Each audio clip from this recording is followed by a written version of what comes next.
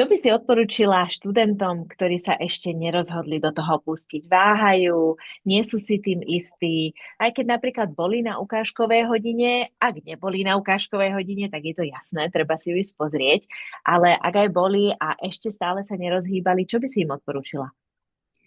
Všimla som si v poslednom období v mojom živote, že platí jedna vec. Najviac ľutujem veci, ktoré som nespravila, do ktorých som nešla.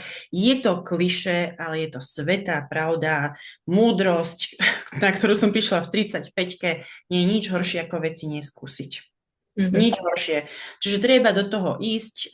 Áno, vyžaduje si to čas, vyžaduje si to financie, ale keby som si to uvedomila možno skôr, oveľa skôr by som to prioritizovala. Hmm. Čiže čas je jedna obrovská hodnota a to, ako chceme si ho kvalitne naplniť, to je na nás a neváhajte, choďte do toho. Akože aj ja som toto už mohla urobiť dávno, už teraz som mohla byť niekde inde, ale zasa nevadí, aspoň som to skúsila a ide to nejakým spôsobom. A teším sa na ďalšie kurzy, lebo som si najprv dala iba prvé dva, ale ešte potom neskôr chcem pokračovať v ďalších. Takže je to taký môj sen, choďte do toho, neolútujte určite.